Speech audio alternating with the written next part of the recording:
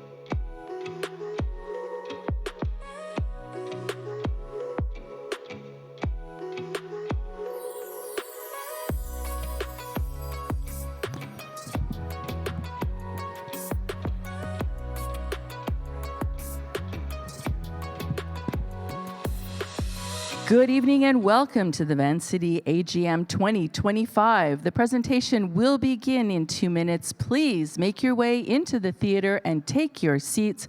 The presentation will begin shortly. Thank you.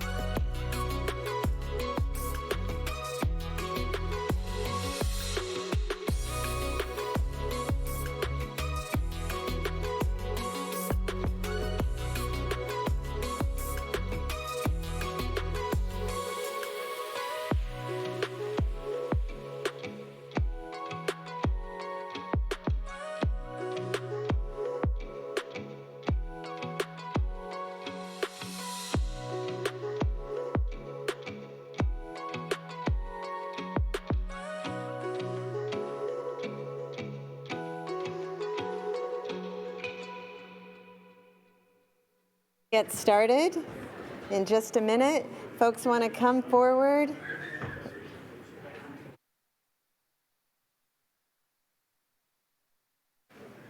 Just give a few more minutes. Okay. A few more people wandering in. Come on up. Welcome.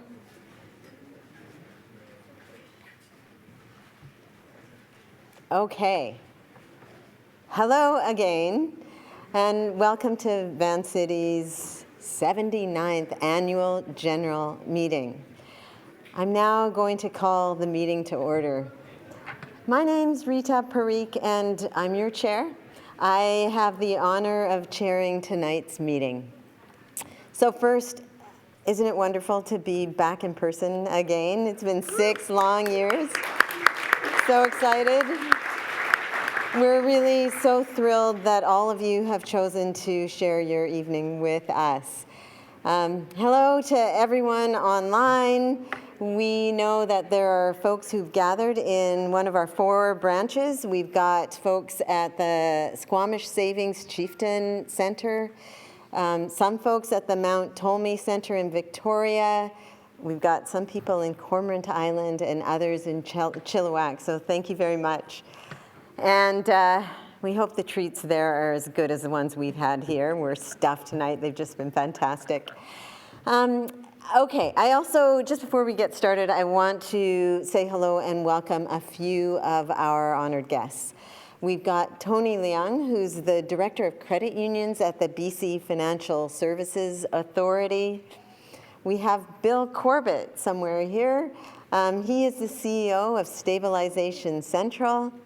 We've got Dave Mowat, the former CEO of Vancity, and Linda Boyer, who is the CEO of First Credit Union. So welcome all of you. Last but not least, I want to say thanks to all the local businesses who were in our member marketplace today here at the Anvil Center. You've helped us make this celebration even better, and we're just overwhelmed by the talented entrepreneurs that we have in our midst. Okay, I would like to acknowledge that we are gathered today on the traditional territories of the Kikite First Nation. They have been custodians of this land for thousands of years, and I'd like to pay my respect to elders past and present. We're also gathering here on the day after Red Dress Day, and so I also want to honor the memories of the missing and murdered Indigenous women and girls. Vancity, as you know, is deeply committed to reconciliation, and this acknowledgement that we do is one small way in which we recognize our history, our obligations, and of course, our commitment to building a fair and just future together with Indigenous peoples. And I also want to take a minute to acknowledge the hurt that we are all still feeling in the days after the tragic events at the Lapu Lapu Festival just over a week ago. It was shocking and senseless, and our hearts go out to those mourning, those recovering, and to all of those who are healing. The festival celebrates the power of community and of togetherness. And Vancity stands with the Filipino community, and we hope and trust that we will use this power of community to heal in the weeks, months, and years to come. Okay, thank you again for taking time to join us both in person and virtually tonight. The board, myself, and our senior leadership team are looking forward to your questions and comments on the reports that are being presented tonight. I want to introduce now our parliamentarian, Deborah Finley. She is seated right here, and she's going to help us keep things going tonight and keep us in line if we start to stray. I also want to offer a special welcome to our American Sign Language interpreters. You'll see them at the bottom of your screen throughout the meeting tonight.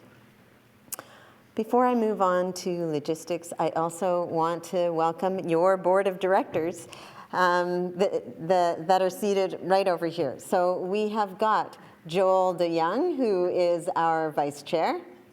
We have got Bill Chan, Opreet Kang, Patrick Nangle, Heather O'Hara, Kristen Rivers, Christy Stevenson, and unfortunately, Juveria Velkamp has had a death in her family, so she won't be joining us tonight. We also have some representation here from the BCGEU. BCGEU, as most of you may know, are the union that represents many of our staff. We welcome you for being here tonight. We thank you for being in solidarity with our staff. Vancity has a long and proud history of cooperation and collaboration with the labor movement. We have many shared goals and projects with labor, and that's because we have a common vision of a just and equitable future and world. Our movements are founded on the same principles, and we're committed to collective action and to strong communities.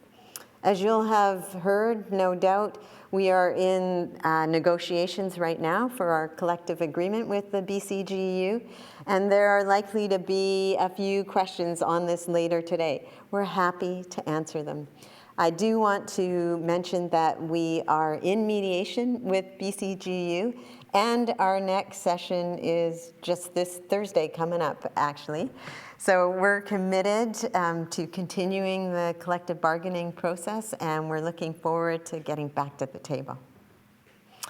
Okay, I'm now going to go over a few of the procedural items for tonight's meeting. I promise this is the most grueling part of the meeting. Please stay with us. It'll only take about 5 minutes. Okay, if you are a Vancity member and you're joining us in person in the Anvil Center or from one of the branches, please go into the virtual platform from your smartphone to vote. So you need to take out your phones, make sure that you've got your notifications and your sound turned off, and we need you to access the platform by scanning the QR code that you see up on the screen or on your screens in front of you. I'll just give you a minute to do that. If you are not a Vancity member, you do not need to log in to follow what's happening here tonight. For the Vancity members in the theater who don't have smartphones, you should have received a handheld clicker at the registration desk. And if you have that clicker and you're not in this room, you should try and come into this room because I think it's the only place that you can use the clicker. If you don't have one, raise your hand and we'll get one of our staff to get one to you. Okay, for the Vancity members, once you're on the virtual platform, please choose I have a member card. On the next screen, you'll have to type your number, your member number in, and the password VC 2025 AGM, all caps. Again, that's VC 2025 AGM, all caps. And then you can click Login. Okay, folks following? Yes? More or less? All right. Okay, on the next screen, select In-Room Participant. So, and that's, again, if you're joining us here at the Anvil Center or joining us from a branch. Okay, I can see folks are well on their way. By doing that, you have disabled the broadcast, which is fine because you've got the big screens to be viewing the whole event from. Okay. Now, when it comes time to vote, the motion will automatically pop up on your screen. You can then click one of three options: for, against, or withheld. There's no submit button. If you don't have a smartphone, you should have received one of the handheld clickers that I mentioned earlier. And to vote in favor, you click 1. To vote against, you click 2. And to withhold your vote, you have to actually click something. You click 3. All right? It takes us about 30 seconds to tabulate your votes. So we'll try and keep you entertained during that time, but please submit your vote as soon as the vote is called. Okay, I know some of you, like my mom, have joined online with your computer, or on a web browser. You can participate too, and you can choose to vote just like those with a smartphone for a motion, against a motion, or you can withhold your vote. Okay, so we're going to need folks to move and second motions tonight. And we'll be doing that throughout the evening. So I'll be asking you to do that, and any member of Vancity can move or second a motion. And this is your chance to have your name read out for all of us to hear. To do this, you click on the highlighted messaging icon shown on the slide on your screen. Okay, everyone see that? And now, as we always do, as I mentioned earlier, we will be taking questions. Those questions will be about our strategy, about our financial performance, about technology improvements, and some of the thematic issues that matter most to our members. If you're joining us virtually or from a branch, you can submit your questions at any point during tonight's meeting by clicking on the highlighted icon shown on the slide. If you're joining us in person, we'll ask you to line up at one of the mics. And we're going to give you more instructions on that in just a few minutes. We are going to do our best to address as many questions as we can during the question period. If we don't get to your question, we'll collect them in the days after our meeting and post responses based on themes of those most frequently asked questions. We'll post them on vancity.com. If you've got a specific question related to your own financial accounts, please email us at agm@vancity.com. We'll make sure your question gets to the right department, and we'll keep it confidential, of course. Okay, so let me go over the voting process for tonight's resolutions. Once I read out a resolution, I'm going to ask you to click on the messaging icon. And that's where you type in moved or seconded, if you want to move or second the motion. We'll then ask if there's any discussion, and then it's time to vote. So you'll see the motion you're voting for, and there'll be 3 buttons. You're for, you're against, and you're withheld. When you wish to vote in favor, again, press for. When you're voting against, press against. And if you wish to abstain, as in not to vote, you've got to press withheld. To close the count, we need all members to respond, even if you're abstaining. So please make sure you're following along and voting. Again, you've got about 30 seconds, and then the outcome will be displayed on the screen. So please put your vote in when prompted, and then please be patient. As I said, we've got some entertainment lined up, and we'll try and keep that rolling. Okay, we have posted notice of the AGM on vancity.com before April 18th, 2025, and we've met the 18-day minimum requirement set out. So now the rules. As you may know, the Vancity rules state that a quorum for general meetings is 100 members. How many members have we got? Okay, we have 441 members online, so we definitely have met quorum. Okay, and for folks who don't know, I have a little earpiece here, so I've got people whispering me sweet nothings all night.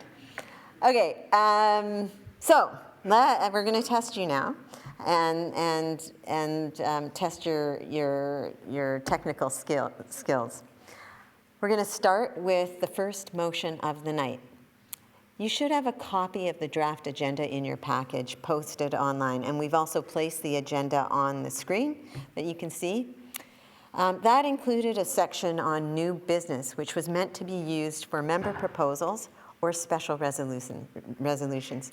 Since no member proposals or special resolutions were received, we've removed this section. So the first motion of the night is to approve the agenda and the closing time.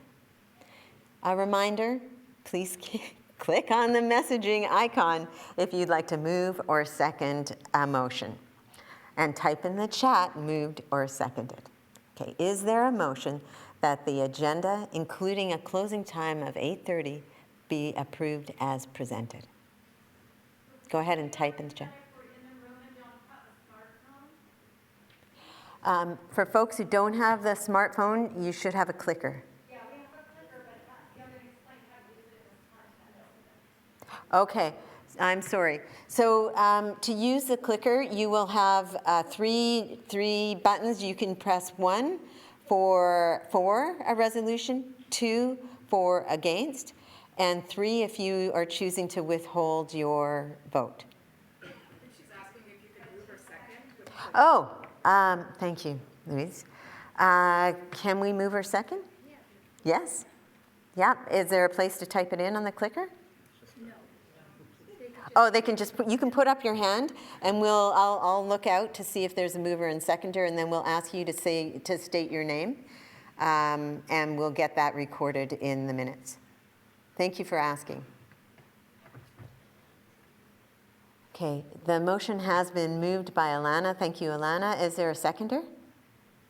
We have somebody from the floor. What's your name? Deepak. Thank you for seconding, Deepak. Okay. Is there any discussion?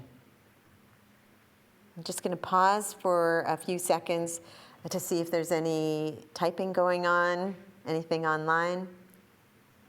Okay, there's no discussion. So I'd like you now to go ahead with the vote. Go ahead and record your vote.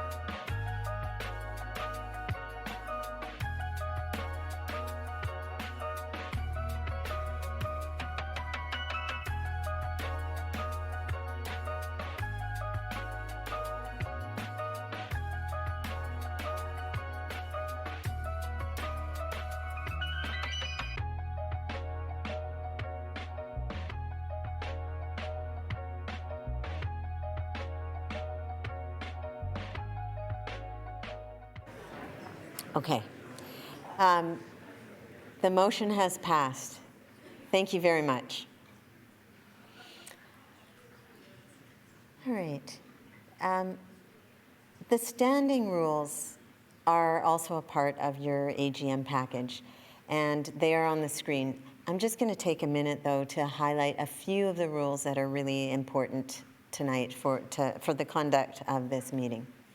First, only voting members of the credit union are entitled to speak and to vote. Rule number 6 says that on each motion or report, members may speak or ask a question for really no longer than 2 minutes. So we'll ask you to please do your best to keep to that time. Rule number 8, the AGM is for the purpose of transacting the business of the general membership of Vancity Savings Credit Union. Issues of a personal nature won't be addressed here, but we may refer you to one of our employees who I'm sure is more than happy to help you out. The standing rules, as you see them before you, require approval by a simple majority. So I'm going to ask for a mover and seconder again. Is there a motion that the standing rules for the 79th AGM as presented in the AGM package be approved? Moved by Helen. We're looking for a seconder. Seconded by William. Thank you, William. Is there any discussion? Okay, we're just giving folks a few seconds. Okay, I've been told there's no discussion happening online. So go for it. You're welcome now to vote. Please.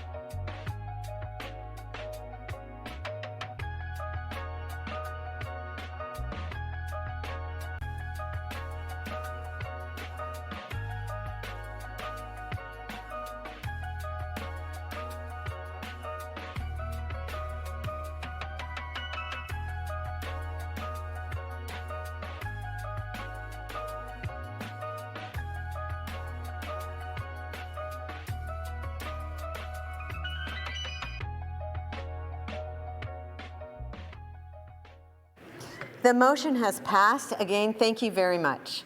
We're going to move on. The board approved and ratified the minutes of the 2024 annual general meeting, and we've included a copy in the AGM package. If you want to take a look, it's there before you. Okay, before launching into my report, I want to take a minute as well to recognize and honor our colleague Patrick Nangle, who'll be leaving the board this year. In his 5 years with the board, Patrick has poured the depth and breadth of his business experience and values into this organization and has had a profound impact on how we've shaped our strategy. He's led the risk and technology committees, served on a bunch of other committees, and he's also been a board member of the Vancity Community Investment Bank. Vancity is much better for having you be a part of our governance team. So thank you very much. We're going to miss you, Patrick.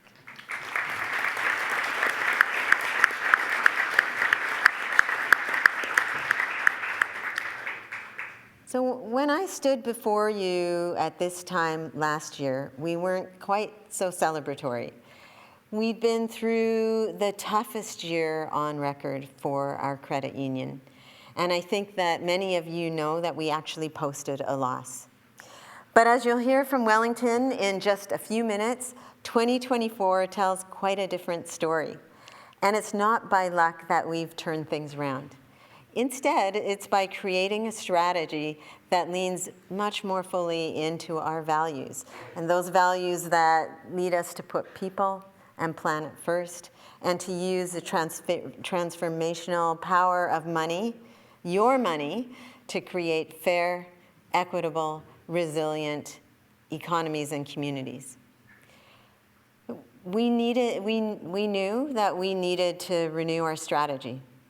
And really, we needed a better answer to the questions, how is Vancity helping to meet your needs? How are we making a difference for members and communities that are confronting so many crises on so many fronts? And more fundamentally, and perhaps more bluntly for a values-led credit union, how can our powerful values lead us to strong and consistent profitability? You've probably heard something about Vancity 2.0, which is short form for our re-energized strategy. In it, you'll see how the values I've talked about drive this strategy and this move towards stronger profitability. You'll see our focus on reconciliation and through a heightened commitment to building the Indigenous economy. You'll see how our lending to developers And let's be clear, we're lending the money that you deposit with us. You'll see how your money is being invested increasingly in building affordable housing in your communities and in offering mortgages to more first-time homeowners.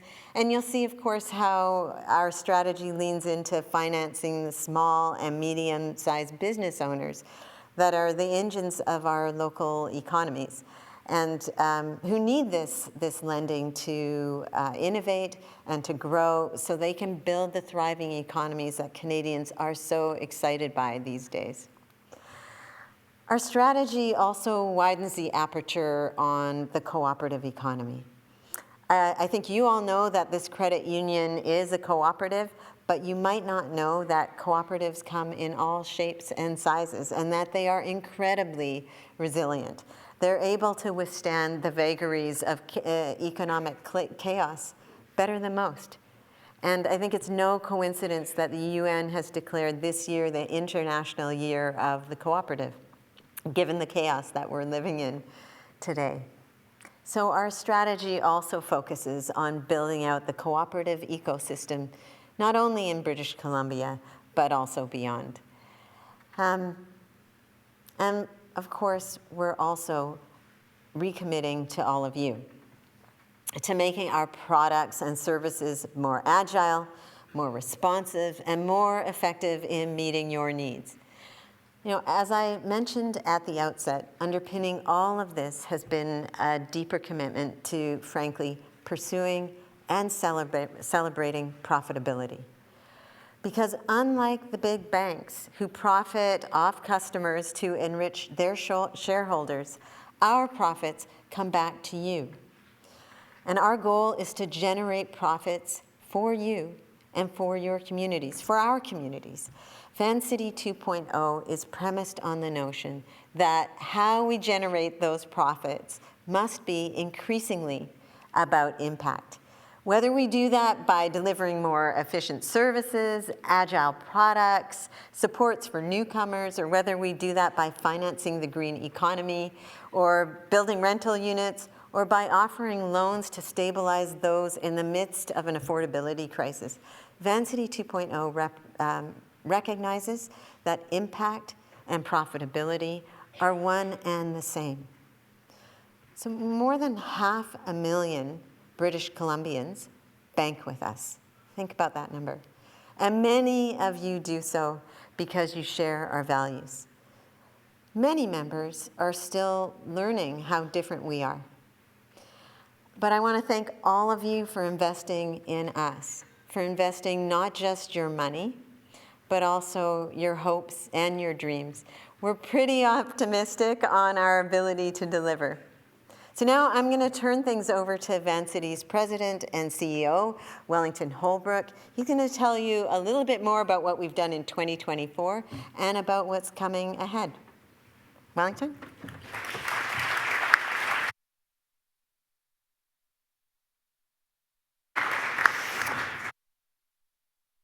Inspiring words, and I want to double down on something Rita said. As our owners and shareholders, you deserve to get from us the very best credit union. And quite frankly, when you walk into a Vancity branch, you should feel like you kind of own the place, because you do. Now, what does that mean? It means that we need to make Vancity the best financial institution, period.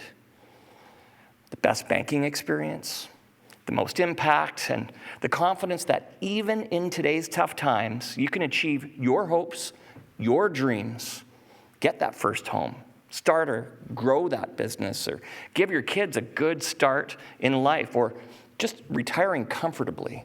We have the tools to help you do that. But we also know that we're not where we need to be in terms of our banking experience, in terms of maximizing our business potential, and in terms of the impact we can deliver for the people around us and for our planet. It's not going to be easy, but I know we can get there. And 2024, it was just a start. In 2024, we continued to see a volatile economic environment with moderate growth across Canada. And Vancity navigated this to return to profitability with a modest net income of $5.8 million. But we are in a strong financial position with a solid foundation for future growth, even in a volatile economy. Our financial statements for 2024 were prepared under Section 129 of the Financial Institutions Act, and you can find them online on the annual report website, at our community branches, or as part of your AGM package. In 2024, Vancity's total core revenues reached $516 million. Net interest income was up almost 4% year over year. Non-interest income grew 12%. A notable development in our competitive environment was the sluggish local real estate market. And this did temper mortgage growth, and we saw a modest $34 million dip in our lending portfolio. But with the coming wave of mortgage renewals, this is a key focus for us in 2025 and in 2026. And at the same time, we're encouraged by our strong growth in checking and savings accounts, driven by our increased efforts to improve the ways we serve your banking needs. The growth is driven by the work we've already started doing to upgrade your banking experience. In 2024, we rolled out upgrades our members have been asking for. Some small things like online account opening and Google Pay debit capability and fixing debit card tap issues, and those are annoying, those ones, and others. And we started the work to bring in a new online platform and mobile banking app, and man, we're so excited about this, by the end of 2025. That was the most significant capital expenditure the board approved in 2024, a year in which we invested almost $7 million in our premises and technology. We've contracted with one of the top banking platform providers in the world, and we expedited many back-end changes and upgrades needed, and that will be required to make this happen. I'm aware that most of these actions represent us catching up to the industry, and we'll continue to make investments into our infrastructure in the foreseeable future. A commitment is we intend to provide you with a competitive banking experience now and into the future. In fact, we have approximately $7 million already committed in 2025 to continue this work that we started in 2024. This all shows we're serious about delivering better service, and eventually, it's going to be the best service to all of you. We also took important steps in 2024 to better align with the current market conditions so we can better use our resources on what matters to you, our service and our impact. We were disciplined in our cost management. We had 2,360 employees at the end of 2024, and with total salaries and benefits just below $324 million. This is compared to $305.4 million spent on salaries and benefits the year before, in 2023. And we made a very difficult decision to proceed with a one-time targeted restructuring last June, and that was very difficult for the organization, I must say. These actions resulted in 2024 total operating expenses of $494.2 million. This is in line with prior year levels. But most importantly, we turned our financial performance around while staying true to what sets us apart from other financial institutions. It's our values. We continue to look for better ways to serve our Indigenous partners, new Canadians, and anyone facing barriers to full financial participation. In 2024, nearly 2,000 units of affordable housing were built or renovated with our support. Our award-winning retrofit grants program helped nearly 1,100 homes reduce emissions and get more climate ready. It's something we need with the heat dome and other risks we're facing in our society here in BC. And we won awards for being one of BC's top employers and one of Canada's top family-friendly employers. And I guess I have to say, this recognition, it's not by accident. We have a vision for a better place to work and to grow for our employees. When we survey the marketplace, we know that Vancity offers among the best wages and the best benefits in our industry. But more than that, We're thinking about the future and what it'll mean to be a great employer in times of change and transition. And this is because we believe that a motivated and engaged workforce will put our members first and will deliver the banking experience you expect from us. We will continue to be there when you need us during this very challenging time. But we know we have to earn each and every day your trust in us as a serious, competitive financial institution. Not just one that does great impact work, but make no mistake, that's a really, really important part of who we are. Or the one that you're going to turn to when there's an emergency, although we'll always be there for you in an emergency. But the one you choose for your day-to-day banking and for all your banking. My commitment to you for 2025 is that Vancity will be a ray of hope, a financial hope for those who need it, and that we will continue working together to create a more prosperous, equitable, and fair world. We know we have gaps to close, and we know we need to serve you better, and we're tackling those challenges head on. But at the end of the road, we will deliver to you the best credit union in Canada. Thank you all. Back to you, Rita.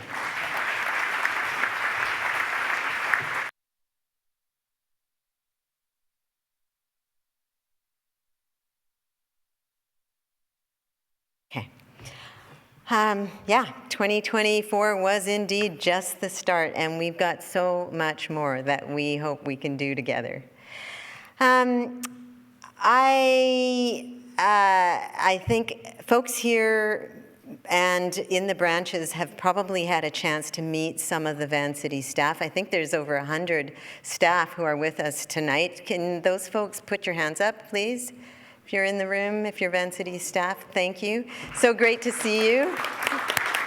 I won't take a minute to introduce all of them. I hope you've had a chance to meet them. But I do want to introduce a few members of our executive leadership team.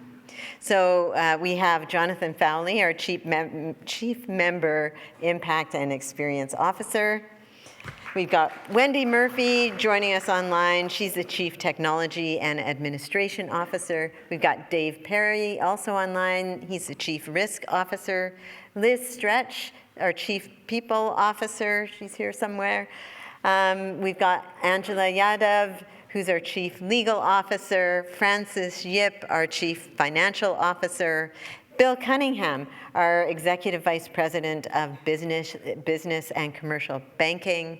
And Nusha Siufi, who's the Vice President of Strategy, Innovation, and the CEO's Office. Okay, welcome, thank you.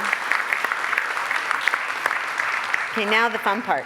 We hand it over to you. We've got about 10 minutes for questions relating to the board and the CEO reports. And I'm going to hand it over to Nusha. Oh, I'm seeing quite a few people lining up. So I'm seeing that we have a number of members who wish to ask questions during question period, and I think we've got many more online. We're also running a little bit behind in terms of our published agenda timing. So what I'd like to do is, with your permission, double the length of this question period to 20 minutes and end the meeting at 9 p.m. To do that, I'll put forward a motion that the meeting be extended with a new end time of 9 p.m. So I'm looking for a mover and a seconder. Moved by Catherine, thank you. And I have someone from the floor. Your name and branch. I'm sorry, I couldn't hear you. Yeah, Oida, branch 8. Anthea, branch 8? Okay, thank you very much. Is there any discussion? You can type that in if there is. There's no discussion, so thank you. Please do go ahead and vote.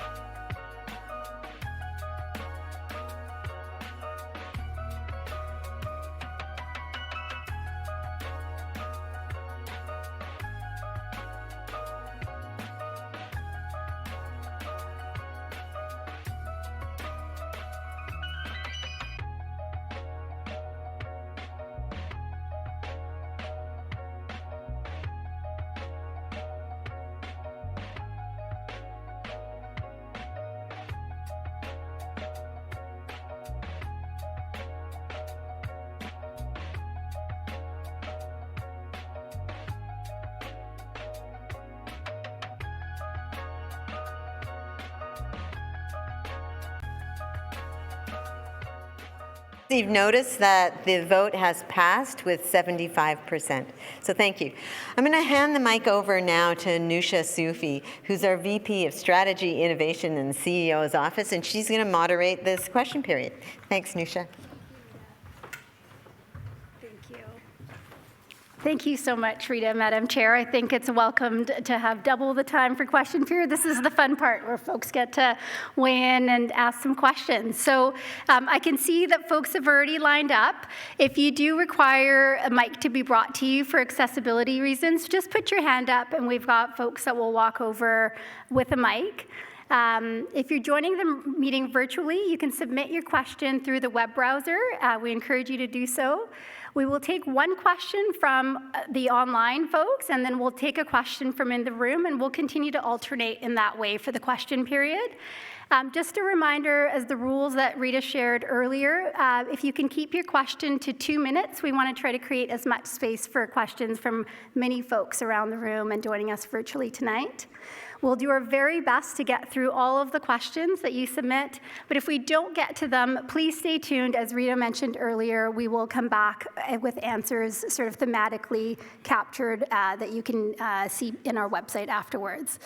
And those questions if you have any questions related to your personal accounts, as Rita mentioned earlier, please just note we will have someone come over and take down your details and follow up with you. If you're joining online with personal banking questions, you can submit those at agm@vancity.com, and we'll make sure those you have answers to those questions.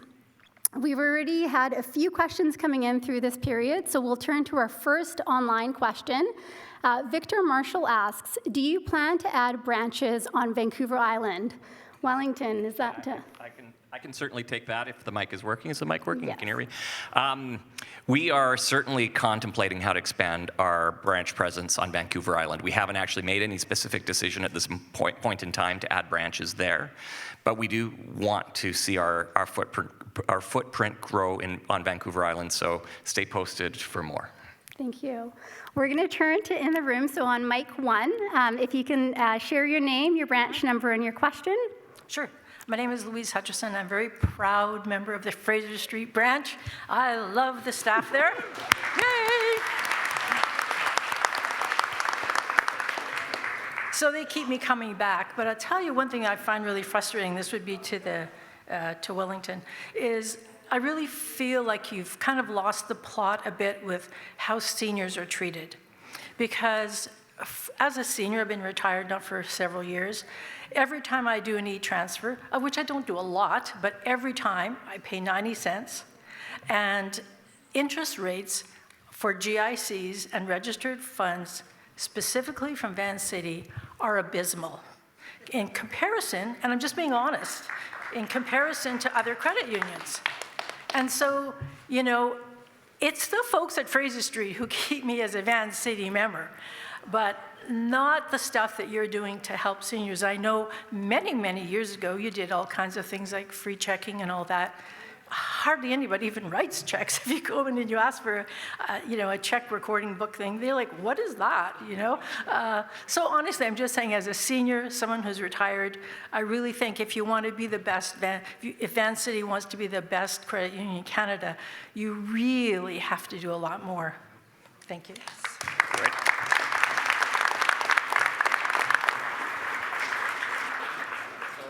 I have to say both, thank you for being a longtime member. Thank you for your continued enthusiasm about being a member.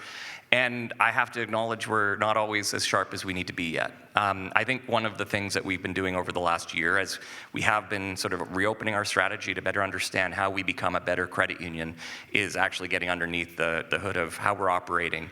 We haven't solved everything yet, and we know we need to figure that out. I will say, not specific to the points you raised around the GIC rates and so on, although that's probably something we need to look at. We do check, look at the market to try and remain as competitive as we can be. We might be missing the mark in a few spots, so I will take that away as something to look at. But I will say that overall, we know we need to be a more efficient organization so that we can keep the costs of our products and services to you down as well. So thank you for that comment. Thank you, Wellington. So we're going to turn to an online question next, and Zori Zapryanova asks, with increased operating income, what portion is being reinvested into direct member services, such as digital banking upgrades or lower loan rates? Thank you, Zori. If you can hear me. Yeah, thank you, Zori. A great question. So what I can share is that we're substantially increasing our investment in technology. To give you a bit of an impression of like, what does that look like? We've almost tripled our budgets for investing in technology from last year in 2024 to this year in 2025. It's something we know we need to do if we're going to remain competitive. A lot of the investments we're making initially, sometimes you don't see in how we operate, because it's the stuff, it's clearing up the tech debt, and it's the stuff behind the scenes that is necessary to bring more modern services. But what you will see this year is that new digital banking platform rollout. And when you do, you will see, I think, a transition of Vancity that you're going to be expecting to see in the future. And once that is out, that's just the beginning. And we will be continuing to build on it into the future. Thank you, Wellington. We're going to turn to an in-person question at mic 2. If you can just share your name and branch number along with your question. Okay, my name is Francesca Zampano, and I have a few comments I'd like to make. First of all, I'm probably one of the most critical members. If any of you have seen me at your branch, you know I'm always asking and complaining about something. But I am also your most passionate member that you could find. I have been an employee. I was an employee in 1967 and served on your board for 12 years, and I have never stopped loving Vancity. But my comments. So first of all, congratulations on the shift that has happened in the last year. It is very, very heartwarming. Secondly, I too believe that loyalty needs to be considered and factored into your planning. It is very annoying to see that if you're a new member, your GIC is X, but if you've been there for 30 years with your GIC, it's X minus 2% or whatever. That seems so unfair, and you have not factored in what is the cost of that new money. And I hope that you will consider that. Again, I hope you will weigh the importance of that human contact and that the people coming into the branches along with technology. Technology just makes people, move away.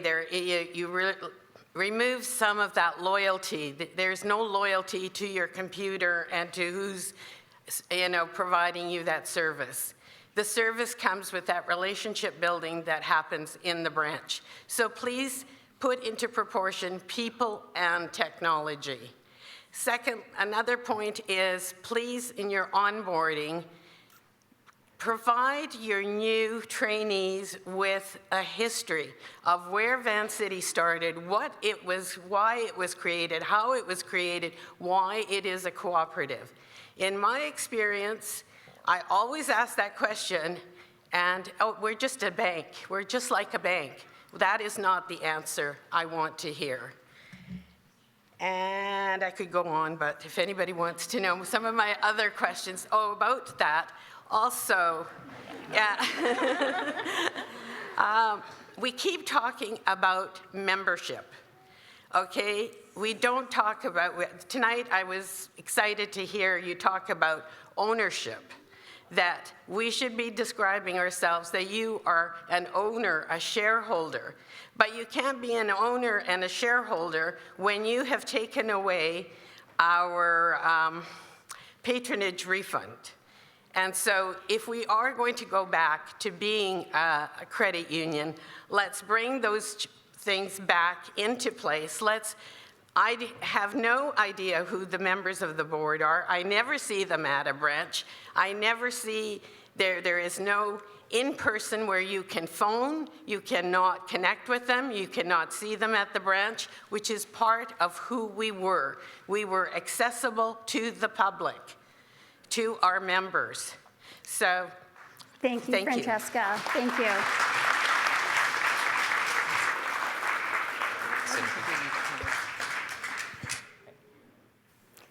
Okay, We're going to move to an online question here. So Roland Gasparini is asking, why is Vancity interest on savings and GICs generally lower than most other financial institutions? Wellington?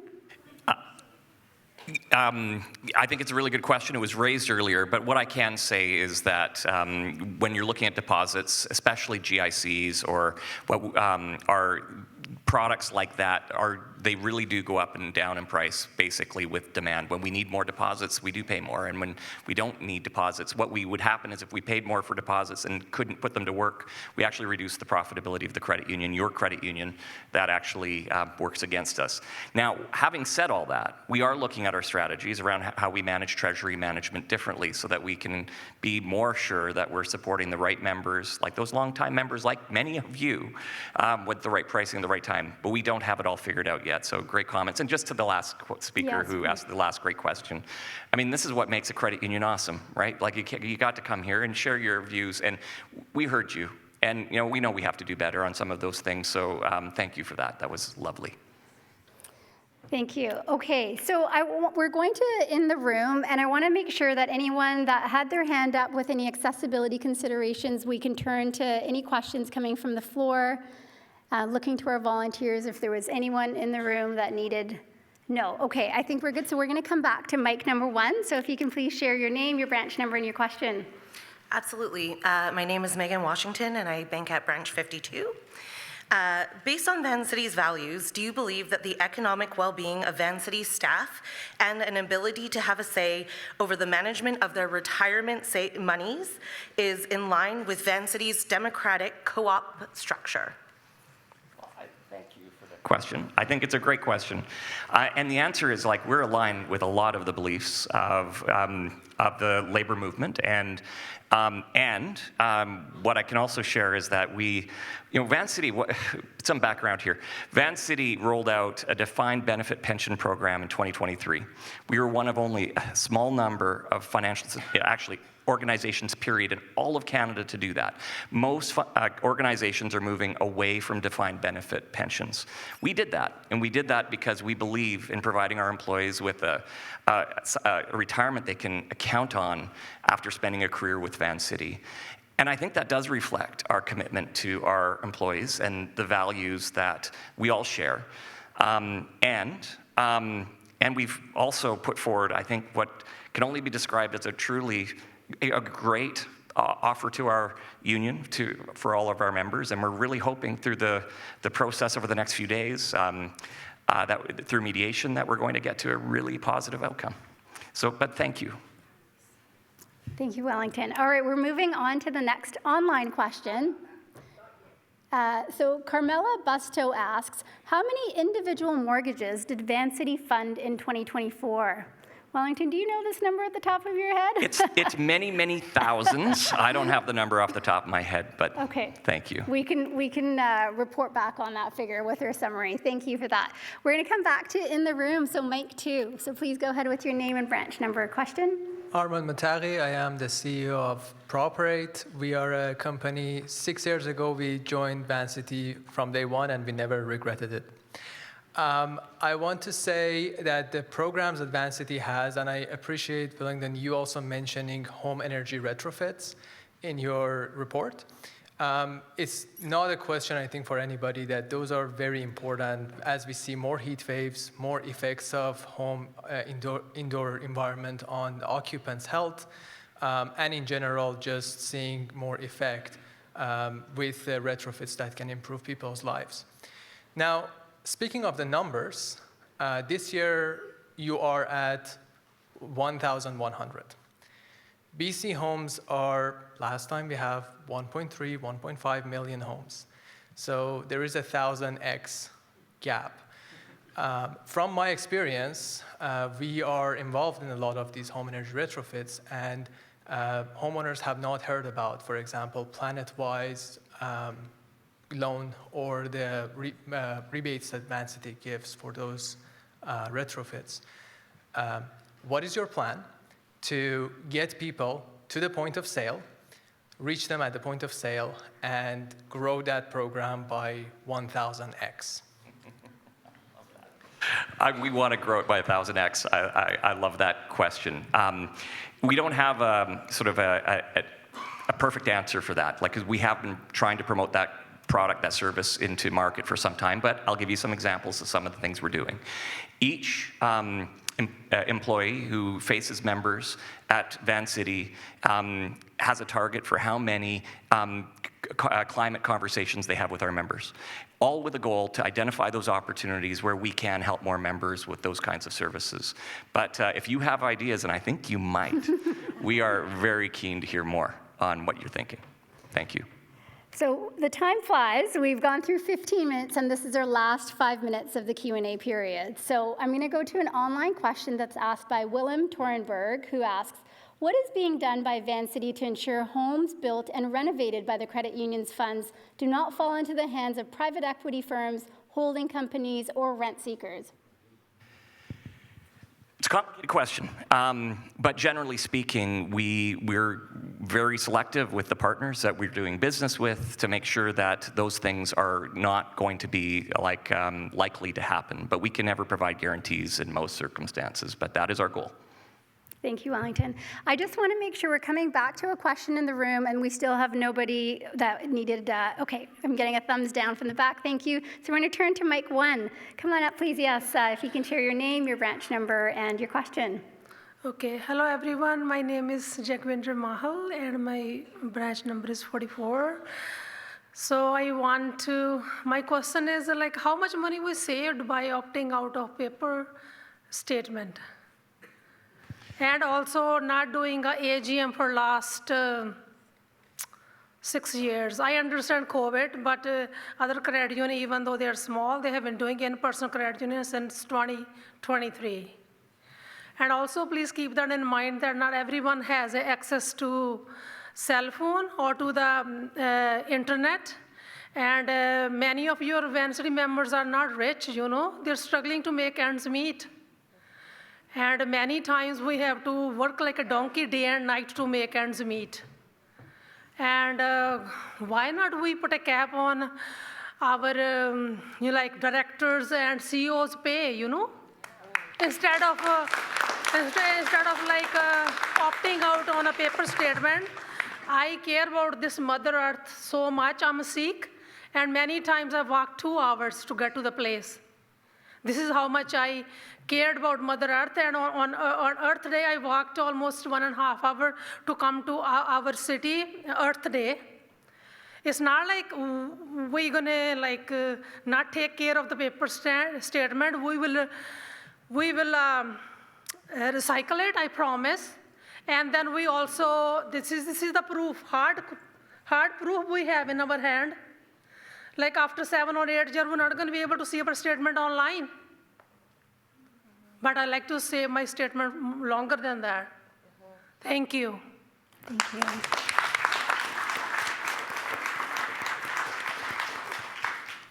Thank you. I thought the sincerity of your question, I do believe it's touching, and we understand how you're feeling. So a couple quick thoughts, or answers to your questions. One is, when we do look at the statement issue, we know that not everybody is happy with the process we did implement. Just want to keep in mind, it's $1.44, I believe, is the current rate of buying a stamp. If we multiply that by 570,000 members, by many members having multiple accounts, it becomes a very meaningful expense. But it's more than the expense. It is a part of our commitment to climate. What I would suggest, though, for those who just cannot access statements another way, you can go into your branch and have this conversation, and the branch will provide you with the statements in the branch. So that is one way that you can work around this issue, and I'd encourage you to do that. To address the AGM issue. So I'm so grateful to you for commenting on the in-person AGMs. It's been a long time, and we share your sentiment. I don't know exactly how much money we saved by not having AGMs, but that's not the point. Having in-person AGMs is part of the cost of doing business, and the benefit to all of you and to all of us in hearing your stories and meeting each of you is immeasurable. So thank you again for that comment. Thank you, Rita. So that brings us to the end of our 20-minute. I know it's so hard, the next person in line. So the volunteers there will be writing down your questions if you've been physically standing in line to make sure we capture them to come back. And folks online, similarly, I know we have more questions online that we didn't get a chance to get to, but we will be providing responses to all of those questions. So with that, Rita, back over to you. Thank you. Thank you, Nusha. Okay, so now I am going to call on Vancity's Audit Committee Chair, Bill Chan. And he's going to present the Auditor's Report and Sustainability Assurance Provider's Report on behalf of KPMG. Great. Thank you, Rita. Good evening, everyone, and thank you for joining us tonight. KPMG LLP was appointed as the external auditor of the credit union for the year ended December 31st, 2024. KPMG was engaged by the credit union to perform an audit of the annual consolidated financial statements of Vancity for the year ended December 31st, 2024, which is a regulatory requirement for all credit unions in British Columbia, to provide assurance over key accountability data, information, and principles included in the 2024 annual report. KPMG's independent auditor's report is included in the 2024 consolidated financial statements. KPMG's independent assurance report over Vancity's accountability reporting is also included in the 2024 annual report. There are no concerns to discuss with you with respect to the reports provided by KPMG. The Audit Committee has reviewed the work performed by KPMG and confirms that KPMG has remained independent from Vancity in the context of rules established under the professional standards, received the full cooperation of management and employees of Vancity in conducting their audits, were provided with full access to Vancity's books and records during their audits, and were able to carry out their audit procedures without any restrictions or limitations. Thank you. Rita, back to you.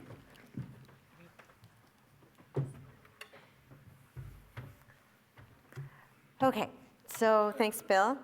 Is there a motion that the Auditor's Report and Sustainability Assurance Provider's Report for the year ending December 31st, 2024 be adopted? You should see the motion on your screen. So as always, please click through the messaging icon if you want to move or seconder. Okay, it's been moved by Caroline Liu. And seconded by Catherine Droust. Is there any discussion?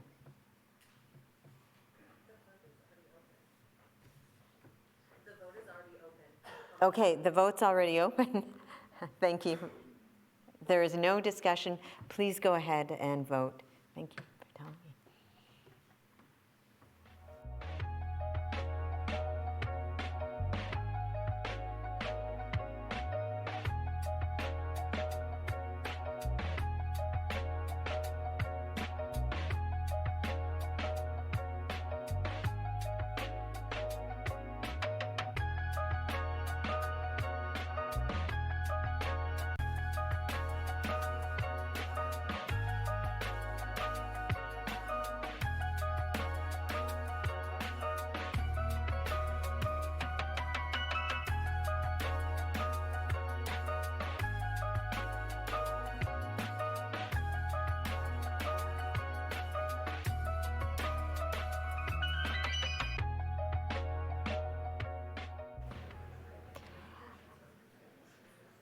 The vote has passed with 74% in favor.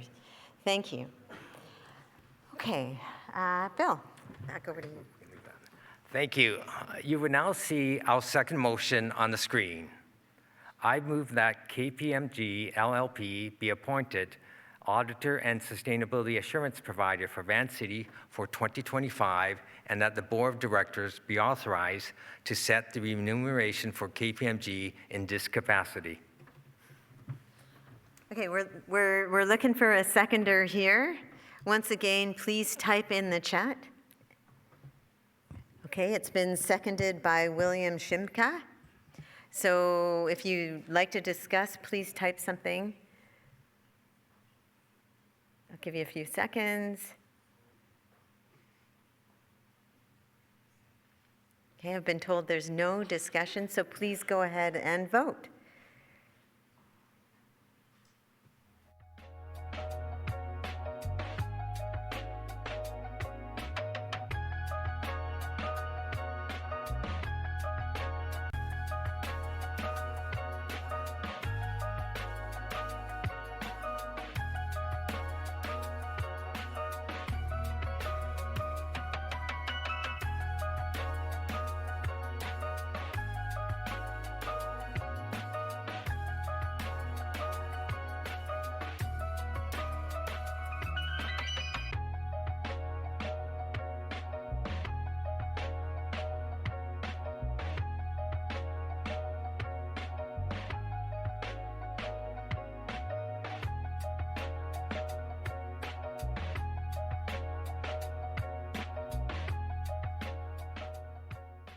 While we're waiting for the vote to come in, we have received a question, and that's from Gil. And the question is, how many years has KPMG served? Bill? Thank you for your question. KPMG has served us for many years, but I think your question is really on how do we pick the auditor, so maybe I'll address it that way.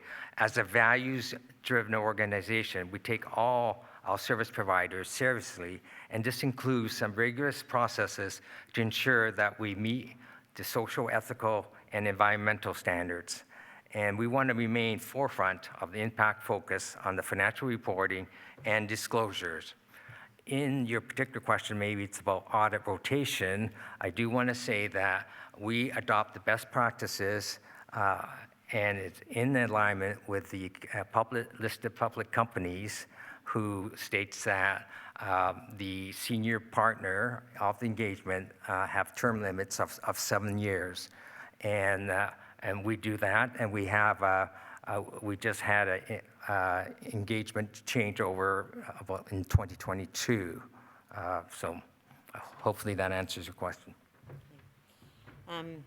Thank you, Bill. We actually have another question, and it's whether or not KPMG is a Canadian company. Do you know? Good question. What I do know is that KPMG has a Canadian brand, is an international company, so they certainly have branches throughout the world. Thank you. Okay. I know that the vote was tallied, but I didn't catch the result. It's passed. Okay, thank you, with 65% in favor. Thank you very much, Bill. Appreciate it. Okay, and now I'm going to pass the mic to Opreet Kang. She is the chair of our Nominations and Election Committee, and she's going to present the results of the 2025 board elections. Thank you, Rita, and hello, members. It's my pleasure to bring this report to you. I'd like to start off by sharing with you the members of the Nomination and Elections Committee for 2024 to 2025. The following are the non-director members: Kevin Huang, Julia Belbanovich, Hannah Cho, and Jasmine Cumberland. And the director members are Joel DeYoung and myself as chair. Hello to all of the Nominations and Elections Committee members that may have joined us either in person or online. Thank you very much for all of your efforts that helped make this a successful election. So we had 10 candidates running for 3 positions on the board, and we had a total of 30,910 valid ballots cast this year in total, online and by mail. This is a very healthy turnout for us, and it's all because of you, our members. So I want to take a moment to thank you on behalf of our board for voting and being part of the credit union's democratic process. It's truly amazing to see all of your voices heard in such a way in our election. And now you're elected you elected the following 3 directors, and they will be serving a 3-year term.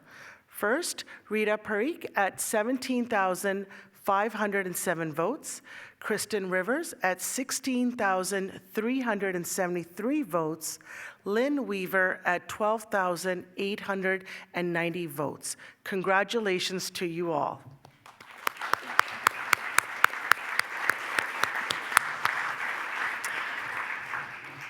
On behalf of all of Vancity members, thank you to all of the candidates who ran in this year's Board of Directors election. Without members like you, we would not be the strong and democratic cooperative that we are. You are all great examples of the passionate, engaged membership. I would like to recognize each one of you. Gil Yaron, Sobi Zabodi, Mark Rosland, Rita Parikh, Lynn Weaver, Sean Riley, Rob Schultz, Tom Wong, Ashley Garib, and Kristen Rivers. Thank you. Back to you, Rita. Thanks, so Preet.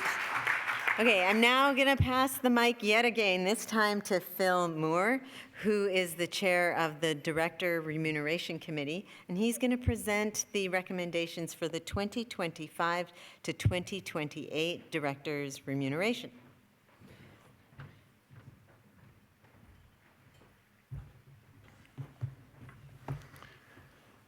Thank you, Rita.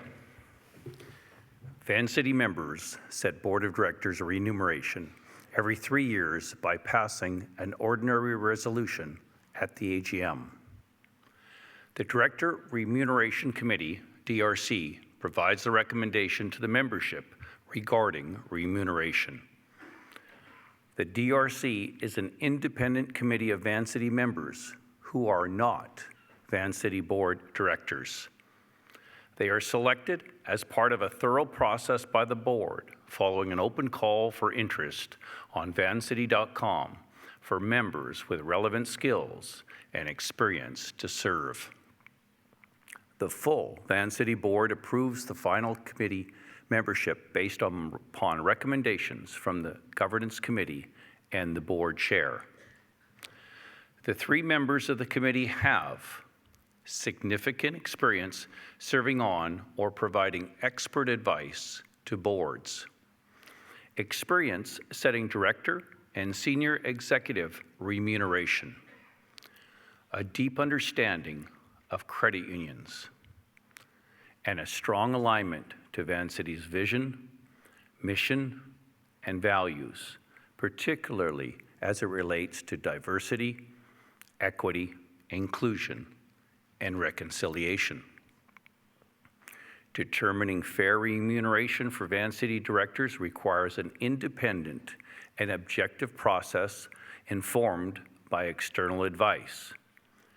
We reviewed past Vancity director remuneration and DRC recommendations, terms of reference for board roles, Vancity Credit Union rules, the Credit Union Incorporation Act, Vancity's recent financial performance, trends in director remuneration, and the situation in comparable organizations, including other large Canadian credit unions.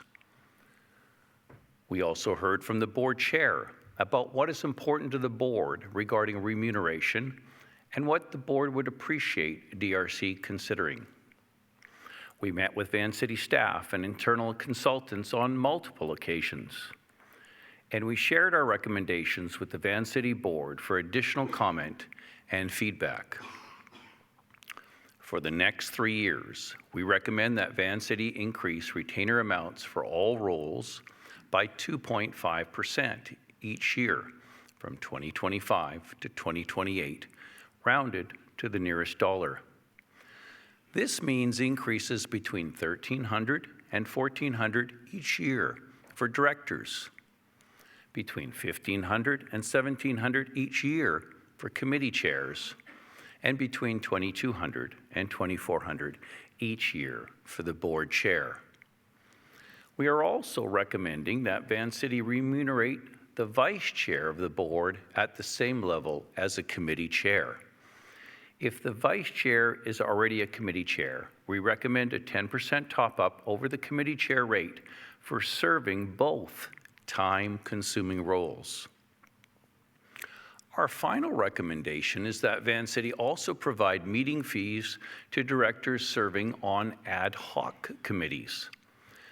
Ad hoc committees are non-permanent committees, formally approved by the board with over 3 meetings per year.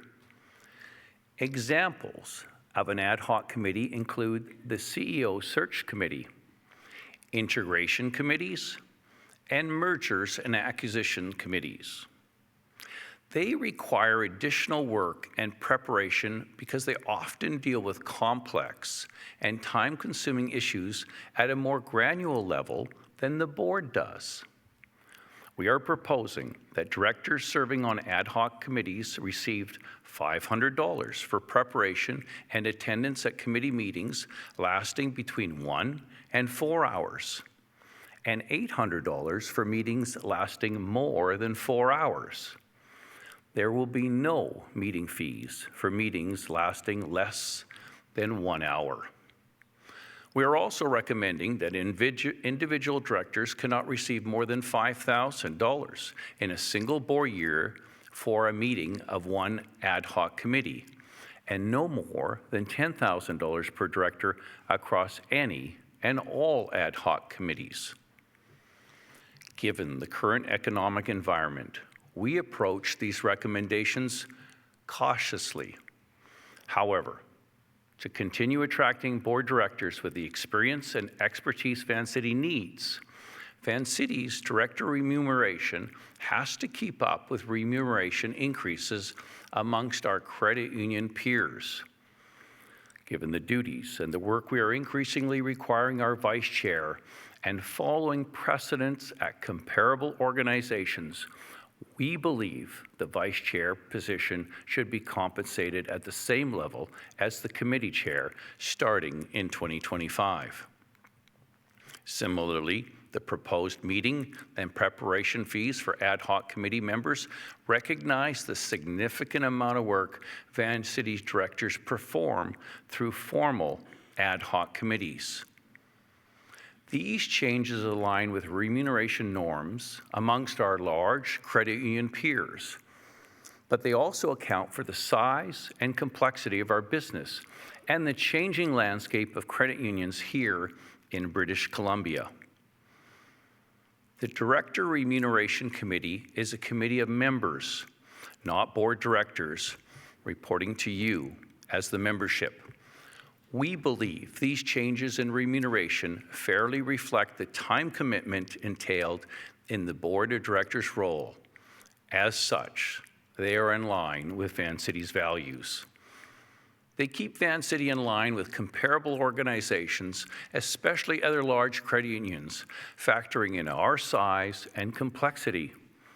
And they will support the continued high-caliber governance of our credit union on behalf of all of us as members. We welcome your questions and comments on the review and recommendations. The proposed resolutions are contained in the AGM package, but we've also put them on the screen. Back to you, Rita.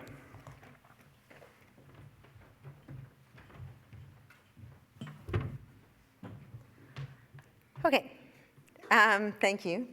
Thanks, Phil. So I'm going to hand it back over to Nusha, and Nusha will guide us through a 10-minute question period.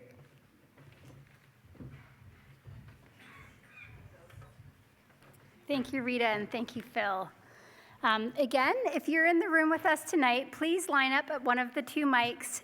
If you need a mic to be brought over to you due to accessibility, please just put your hand up and we will have some of our Vancity employees come over to you.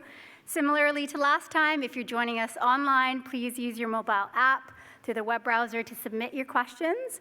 And similar to last time, we will alternate questions between in the room and online. This question period is specific to the director remuneration topic that we've just gone through.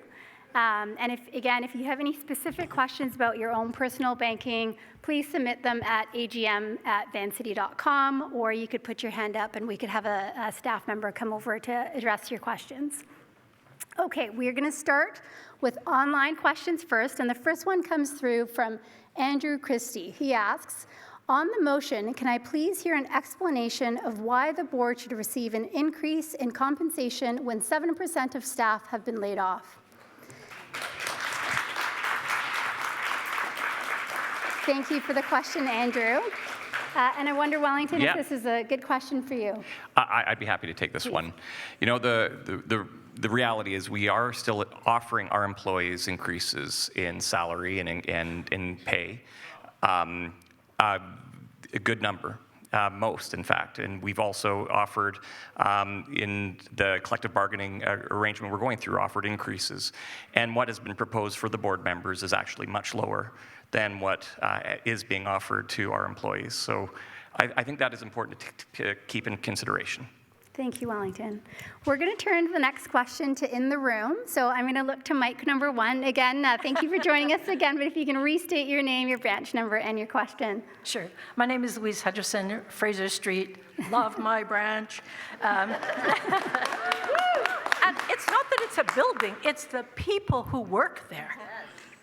So I heard earlier about Vancity having a vision for a just and equitable organization and about putting the values in people first, and I totally support that. And I heard what was being presented about the directors, you know, are entitled to more money because they do so much work. And I don't know, but I know at an AGM that I was at before, every one of them talked about being fully employed. So they're not struggling, it's not about the money. They're here because of the vision. They're here because we're a cooperative. And I just really personally believe that Vancity needs to go back to the grassroots. We need to honor the fact that they're working because they value this organization, they love this organization like we do. And I am adamantly opposed to the directors getting more money. I think do what you love because you love what you do, and that is your reward, and you will get paid some money, but don't let this be about money, because this is how Vancity has gotten off track, I believe, and that's just my personal opinion. So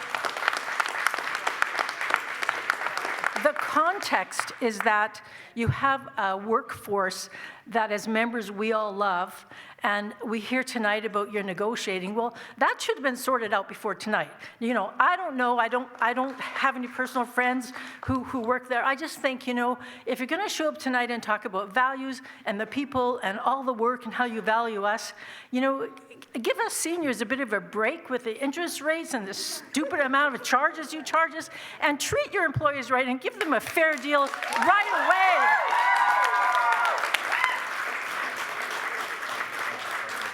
So, man, I love your energy. Like, if I could bring that in and can it and bring it to every part of Vancity, I would love to, honestly. What I can share is that Vancity is a top-of-market employer. We survey the market. We know what the market pays for our, and when we talk about living our values, we pay top of market. We have the best benefits in market, the best holidays in market, and we brought to market a new defined benefit pension plan, which nobody else is bringing to market. So I think for our employees, we are trying really hard to do great for them, truly. And we would love nothing more. We would love nothing more than to settle with our union, because this is a distraction from doing the great work we all want to be doing. And we're hoping and we're hopeful the mediation process will get us there. But Phil, you might have other. I appreciate the question. You know, I'm just Phil Moore. I'm from Branch 17. I'm like you. I'm a member. When this posting came about, I've always felt that Vancity, the things they did aligned with my core beliefs. Your journey with Indigenous people and reconciliation, the things that you do in the community, the things that you do for the climate. And so I put my application in, several people did, handed a resume in, went through the interview process, and I can tell you that myself and my committee members took this role on because we wanted to be of service to the members. We're not directors. Up until December, I had never met a director. I had never met the CEO. Our task was to look at what directors do And a director has a fiduciary duty. It's like a legal accountability. They're responsible for Vancity's governance, risk oversight, CEO supervision, and financial stewardship. They contribute over 600 hours per year to meeting preparations, educating, and community engagement. Board members must complete mandatory governance training and maintain ongoing education. Modest compensation ensures that Vancity can attract and retain qualified, experienced individuals critical to the credit union's success. The compensation is benchmarked against other large credit unions to stay competitive and reflect the organizational size and complexity. Recognizing directors' work ensures effective governance, protects members' assets, and upholds Vancity's values of responsibility and accountability. And finally, if I could say that this committee took a very cautious approach. This 2.5% is not it's not great, it's fair. We tried to come, in these economic times, we tried to come across with something to propose to the membership that was fair. Thank you. Thank you, Phil. So we're coming down to our last 4 minutes of this question period. The next question is going to be an online one, and it comes from Rodrigo Limenenti. He asks, how many hours do board members work? Phil? 600. Okay, wow, Yeah. you have that number. Okay, thank you, Phil. The average director puts in over 600 hours in 1 year. Thank you. This allows us to go next to the next in-person question coming from mic number 2. Again, if you can state your name, your branch number, and your question. People know me, Francesca Zampano. I was on the board, and I believe that people that run for the board should be there because they want to serve, they want to be there. It is not their primary job. It used to be a semi-volunteer job, and the numbers that are being quoted do not include all the meetings that they go to. And we have had all those meetings before we started up Enterprises Foundation, Citizens Bank, et cetera, et cetera. And we were there because we were committed to what we believed in and we enjoyed it, and it wasn't about the money. And so I really do not believe, given what happened, that over 200 people were laid off, that our financials were so poor last year, it is very difficult for me to say, let's honor these people with a new pay increase because they work so hard. I have not seen one of these people at a branch. They do not have open meetings.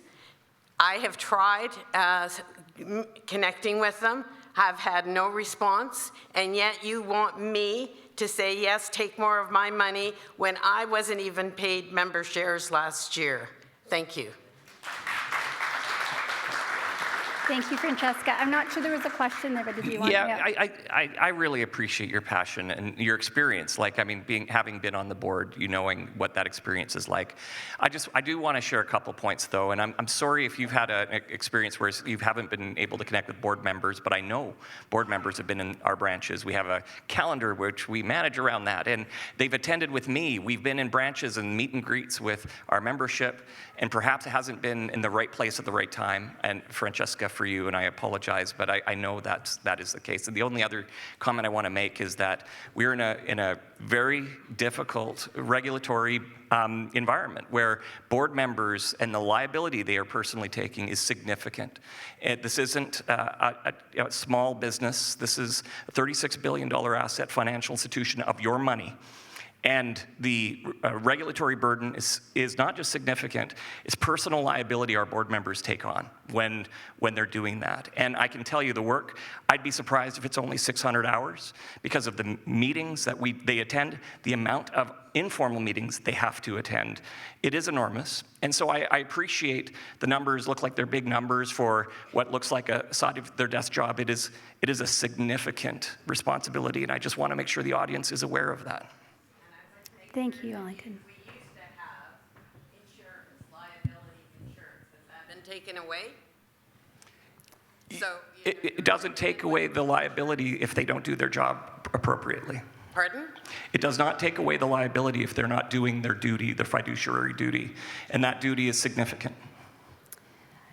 Okay, thank you so much. That brings us to the end of the 10-minute question period we had on this session. So thank you for the questions, and thank you, Rita.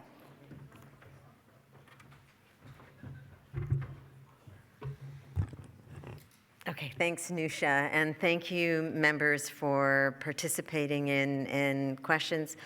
We'll continue to take your questions. We're sticking around after, so you can continue to ask us, and of course, put them online. And as we said, our responses will be on vancity.com. Okay, so we're now going to bring forward 3 resolutions related to director remuneration. And we'll bring them forward one at a time, take your vote, and then move on. So please click on the messaging icon if you'd like to move or second a motion, and type in the chat, move or seconder. So the first question is, should the increase in retainer amounts for all board and committee roles of 2.5% each board year from 2025 to 2027, rounded to the nearest dollar, be approved? We have a mover, and that is Brent Fuller. Is there a seconder? Seconded by Calvin Carr. Is there any further discussion?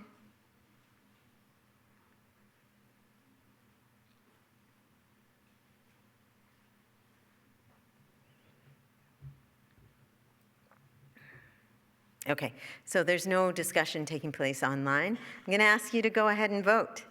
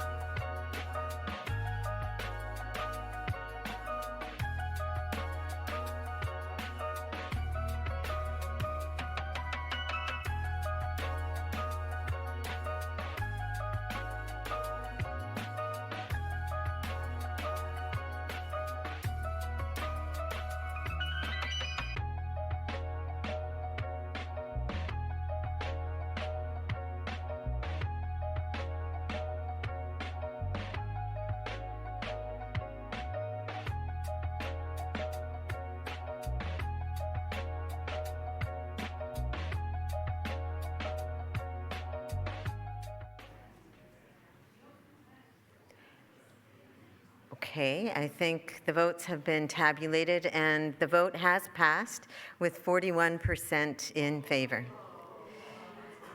Okay. We're going to go on to the second question, and that's, should the addition of a board vice chair retainer equal to the committee chair retainer as presented in the AGM package be approved? Oh, you're right. I'm sorry. You're absolutely right. It has not passed. We do not have a majority. So that resolution has not passed. Thank you. Thank you. The second one. I'll read it again. Should the addition of a board vice chair retainer equal to the committee chair retainer as presented in the AGM package be approved? Moved by Emily Pearson, seconded by Peter Steed.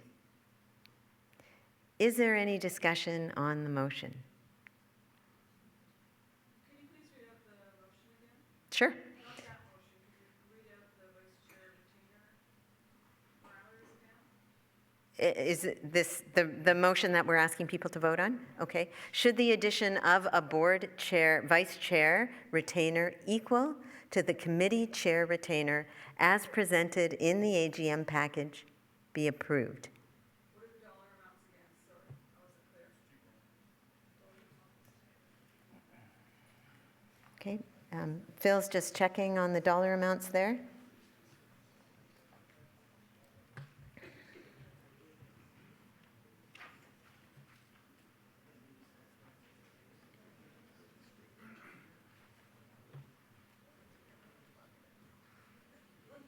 This will mean, yeah.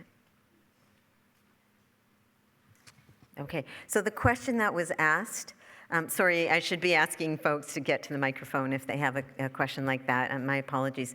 The question was, what is the dollar amount that we're talking about? Go ahead, Phil. You know, let me say that the dollar amount is going to equal a committee chair. The question, you know, why even bother compensating the vice chair? And it's really because the increased workload and responsibility. The vice chair now carries significantly more responsibility in the past, including stepping in to support or act for the board chair when needed. The vice chair's critical leadership role that ensures board continuity, stability, and succession readiness. Other large credit unions compensate their vice chairs because of the leadership demands, and we are aligning with good governance practices. The vice chair often serves on multiple committees and carries extra leadership duties between board meetings, and it's a dual burden. Recognizing the vice chair with additional compensation is a fair reflection of the workload compared to a regular director. We are asking to bring the vice chair up to the same compensation as a committee chair, moving it up from a director to a committee chair, which has not gone up. It's going to remain the same. Okay, and Phil, did you state the amount that the committee chair is receiving? Does my audit committee chair have it? Yeah, I don't have the exact number now that. It was on the slide. Can somebody bring up that slide?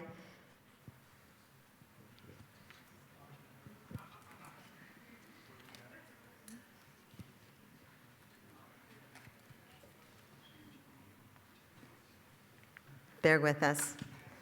We're going to get to that slide.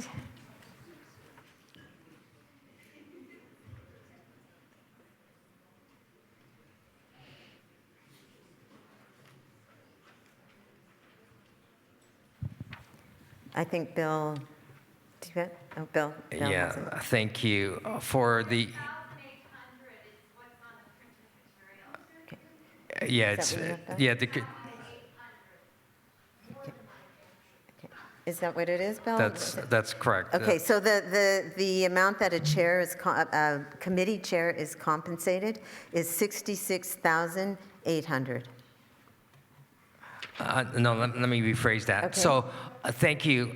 So what's on your document is that the director compensation is $53,000. If you're a committee chair, it's $62,040. So you just go $62,000 minus $53,000 roundabouts. That will give you the difference. Okay, so $62,040 is what a committee chair is. Yeah, $62,000 And so that is the versus compensation level that we are currently asking. Okay, so we're going to go ahead to the vote now, please. Okay.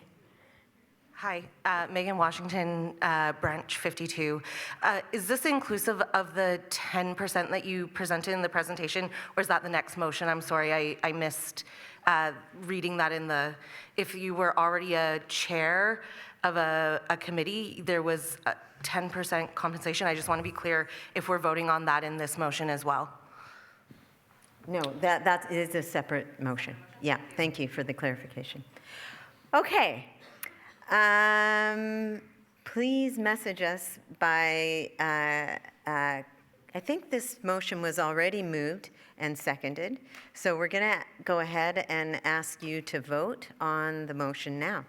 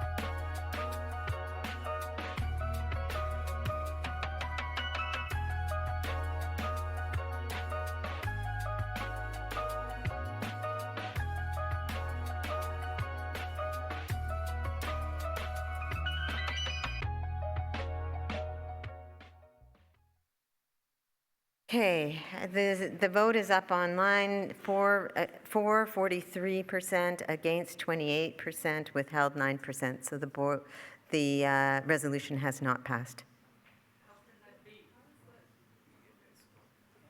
Point of order. That doesn't total 100%. And a withheld vote, even if you add it to the against, does not total 43. Okay, sorry, we're going to ask you to just grab a mic so folks can. Point of order, just the, Yep.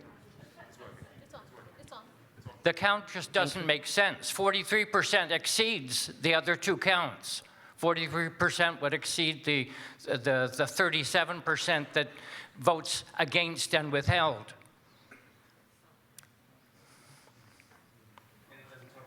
It doesn't total 100. Yeah, none of them have totaled 100. So do we have an explanation from our parliamentarian?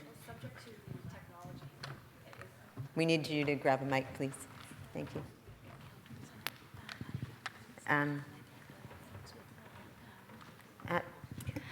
I think the issue is folks with the clickers in the room are not being added to this total, so it's just a little bit of a lag between the physical counters, which I know folks in the back are sorting, so I think that's why it's not adding to 100.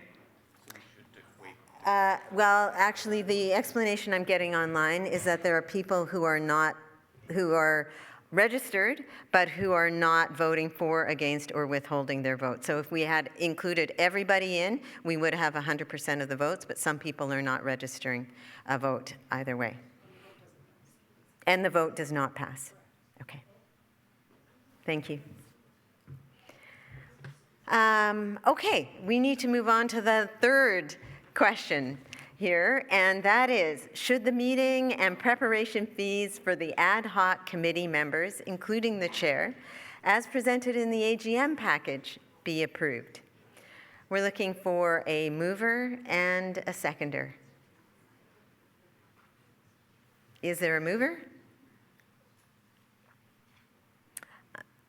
Oh, we have somebody in the audience. Can you state your name and branch number, please? Into a mic, if possible.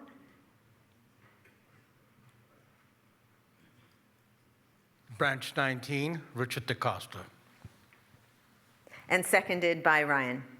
Thank you. Thank you very much.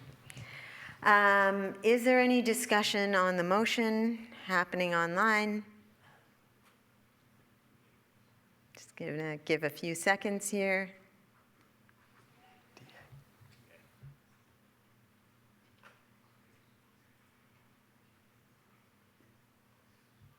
Okay, I'm being informed that there is no discussion taking place online. So please go ahead and vote.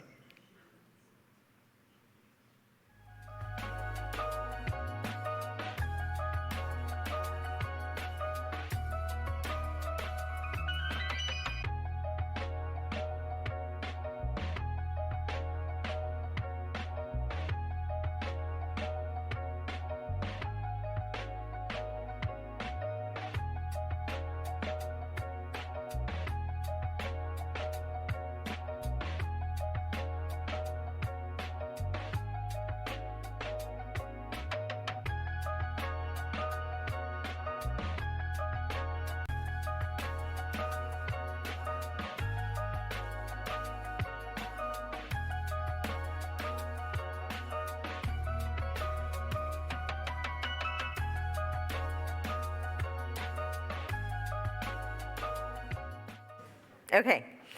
And so this motion also has not passed. Thank you, everyone, for your really careful consideration of the resolution. And Phil, thank you. Oh. Okay. And Phil, thank you very much to you and fellow committee members for all of your work. Really appreciate it.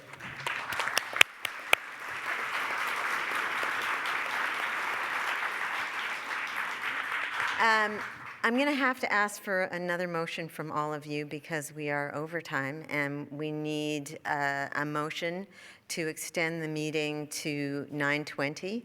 So I need a mover and a seconder to allow us to carry out the remaining business of the AGM. Do we have a mover? Oh, we've got somebody in the back. Oh, Alana Kurte is moving, and we have a seconder. Your name and branch. My name is Jagvinder Mahal and the branch 44. Thank you so much. You're welcome. All right, is there any discussion on that?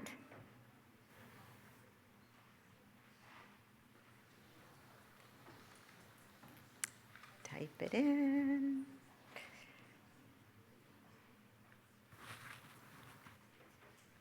Okay, there's no discussion happening. Please go ahead and vote.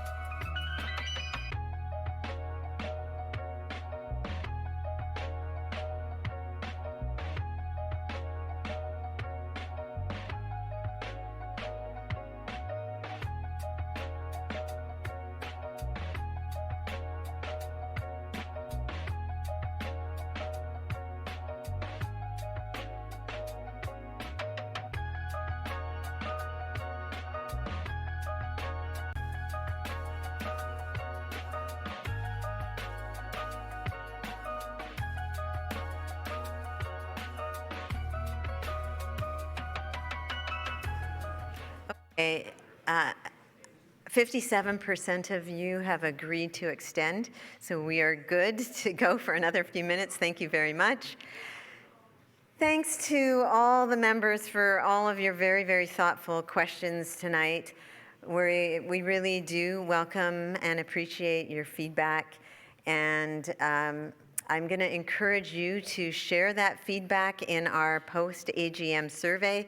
We've got another QR code up there, so please scan it and take a couple minutes to give us some feedback. We'd love to improve the AGM for next year. Remember, by attending this year's AGM, you have the chance to win one of two $1,000 cashable term deposits. Good luck to each and every one of you. And finally, if you'd like to get in touch with any one of us on Vancity's board, you can reach us at board_directors@vancity.com. Okay, we've now come to the end of your 2025 AGM. As Wellington said earlier, we are truly optimistic about the year ahead. These are super challenging times, but as an organization that was founded in the toughest of times, we know we can be there for you and for each other and for our communities. So I want to take a minute to thank all of our staff who have volunteered to make this evening possible tonight. There's Vancity's governance team, the strategic communications team, our branch employees, our information technology team. They've put in a heck of a lot of time and effort to ensure that we can connect with all of you tonight in person and virtually. And I want to also take a second to thank our event production partner, that's Brand Live. They've done an outstanding job. And also thank you to our venue hosts, the Anvil Center. A big thank you as well to our ASL interpreters, our audio-visual team, Encore, and our voting platform partner, Lumi, for your technical support in ensuring tonight's webcast was a success. And most of all, thank you, each and every one of you, for being here, for having your say, and for making all that we do possible. It's been so great to see so many of you in person again, and we really do look forward to seeing you all here again next year. So, we've gone through a very full agenda tonight. I'd now like to put forward a motion for adjournment. And so one last time, take out your phones, take out your clickers, and we're looking for a mover and a seconder. Do we have a mover?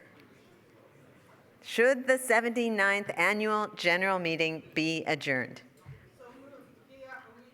Moved by Ashley Grimm. Sorry, there's somebody at the mic? No. Oh, you're, how about we Yeah. second, and can you give me your name? Okay, I second Gia Awida, branch 8. Thank you so much.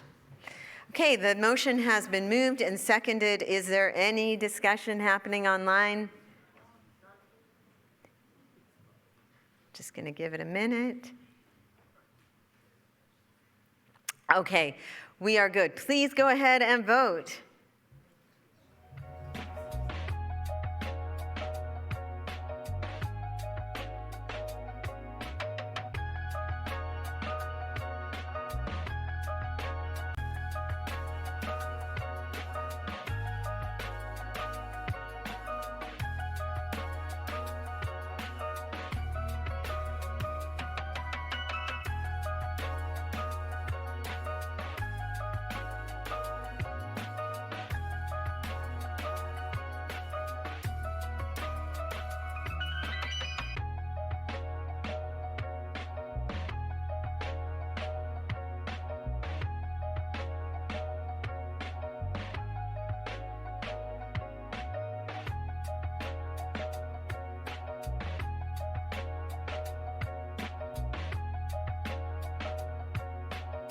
The vote is in. The final count is in. 65% of you have voted to adjourn the meeting. The meeting is now adjourned. Thank you, thank you, thank you so much, everybody. Have a great night.